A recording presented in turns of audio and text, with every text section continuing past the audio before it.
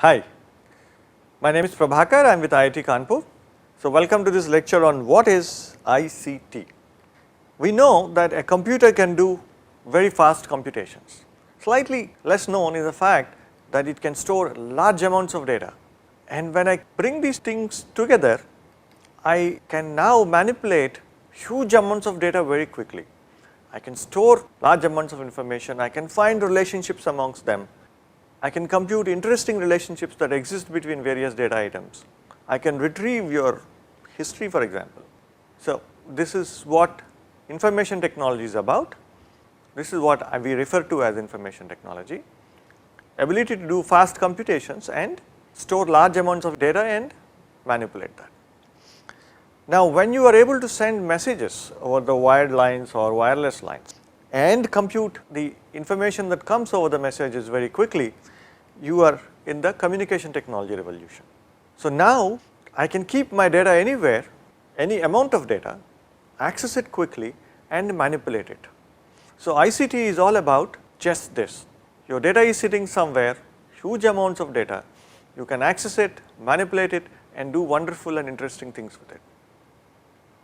All this happens with the help of computers, right. For example, the cell phone that you have is actually as powerful as a desktop just a few years back. Let us see an example of an ICT application, so these things become clearer. Let us say you want to buy a cell phone. What do? You go to your favorite e-commerce site. So, what is your favorite e-commerce site? Have you bought online? Try it sometime. There you log into the site and let us say choose the phone that you want to buy. There is such a large number of them, it's very difficult to make this choice. Then you do the payment. There are many different ways of making the payment. You can use your credit card, you can use net banking, you can use debit cards and so on, and then finally log out. So, this is how you can buy a phone over the internet, e-commerce as they call it. So, now let us see what is the hardware involved. So, you are sitting here accessing the site over a desktop computer. This is my desktop or over a smartphone, and you communicate to the e-commerce site through the internet. This is what I am represented the internet as, and the servers of the e-commerce site are somewhere in the world. We do not really know. In fact, e-commerce sites have huge number of servers, and your particular request on which server it is being processed is actually very difficult to find out. So, if you look at the server, it is sitting in a data center in the cloud.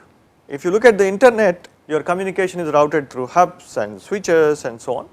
So, your request goes through what is called HTTP to the server, it gets processed and the request comes back to your client that you are using.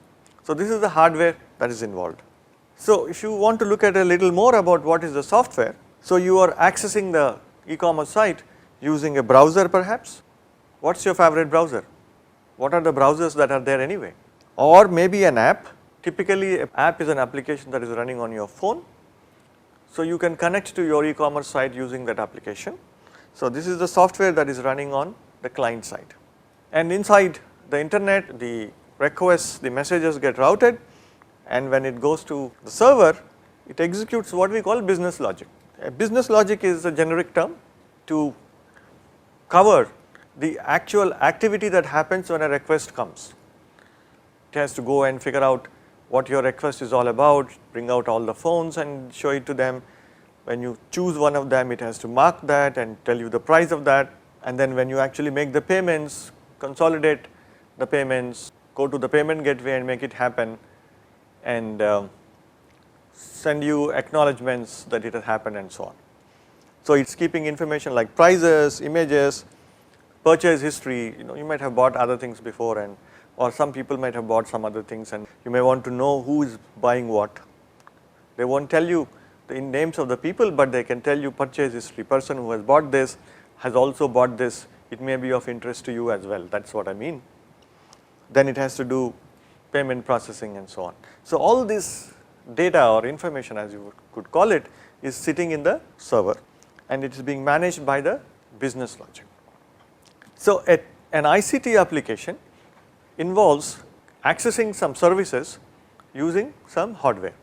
So, in this course we are going to look at both aspects. We are going to look at some aspects of the hardware, we are going to look at what are the kinds of hardware that there is, like we will look at what is a smartphone, what is inside a smartphone, we will see what is inside a computer, we will see what happens in the network, we will read about cloud and little bit about servers, and then we will talk about the software. For example, on the client you may be using an Android operating system. So, what is Android? And we will look a little about how is data represented on the server, how do you manipulate that, all about data management and content management and so on. So, this is what this course is about. Thank you.